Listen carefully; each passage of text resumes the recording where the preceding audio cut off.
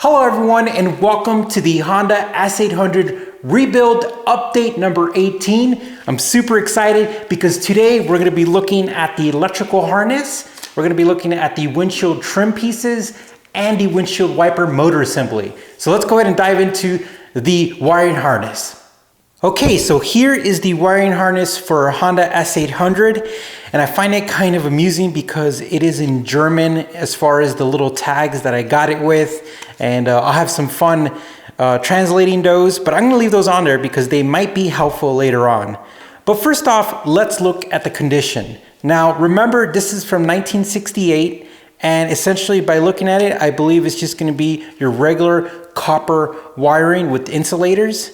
Now, one thing that I'm going to do that I'm really excited that I researched is that there's a lot of methods to essentially add an extra layer to the wiring harness.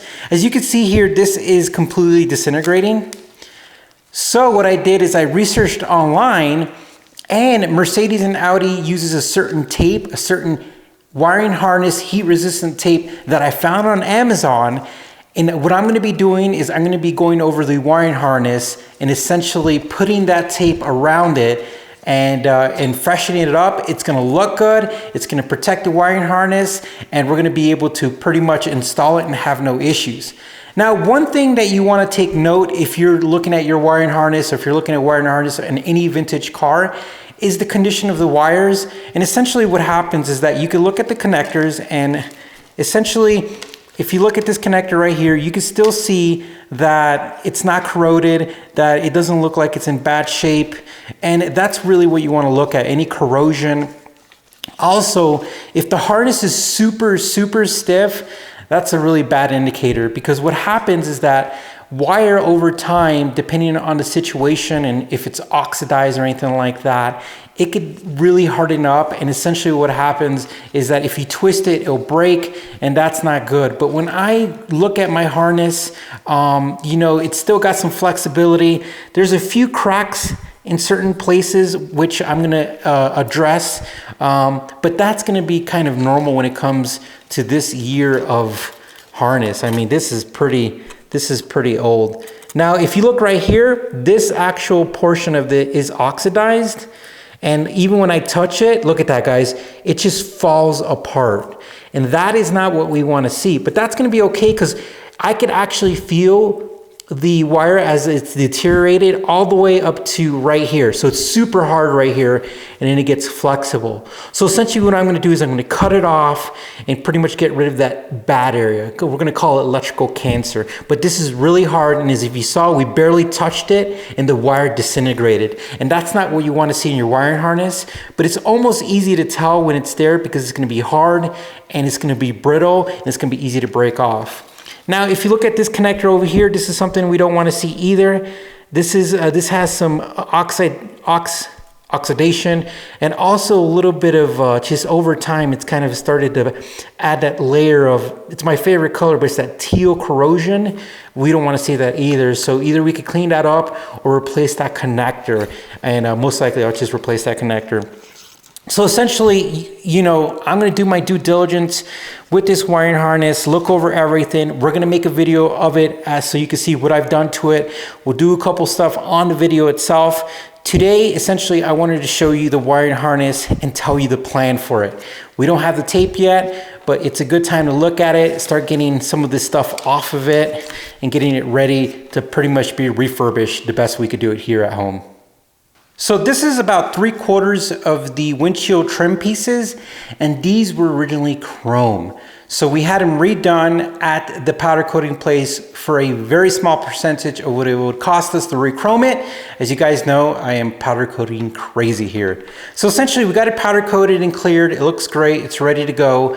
The only thing is that I've been trying to pick my brain here and look at the parts catalog to see if these are side dependent, like if one goes on the right side, passenger side, or the driver's side. I can't really tell. And also when you flip them over, it looks like I'm missing a few tabs. I think I might have those, and now that I know what they are, I can look through our parts bin and try to look for those. But essentially it looks like the installation is pretty easy. I think I am missing the lower portion of the window trim, but I wanted to do is show you guys how I'm going to install this. So the first thing I saw is that if I were to install it like this, it's kind of too high up. So when I flip it, it kind of seems like it sits in there better, but it's at an angle. So what I'm assuming is that you go at it at an angle. So that's what I'm gonna do. But you know, all these are different. So I think this might be the right way. So let's go ahead and bend these kind of like that, because all three of these are bent differently. So this one over here, which is completely closed, I'm gonna go with that's not right. So let's go ahead and see if we could open that up.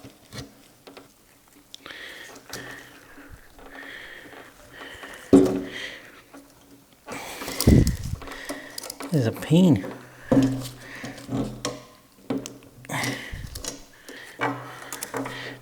These are not easy to bend. All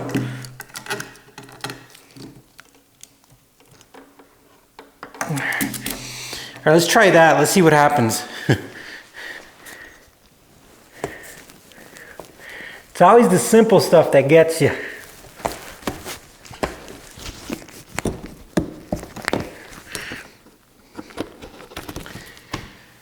All right, so these are in, but that one over there is not. There it goes.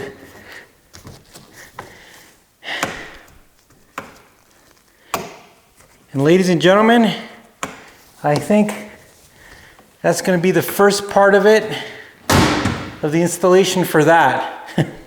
So off camera, I was playing with the second piece, and to be honest with you, these tabs are a pain in the butt.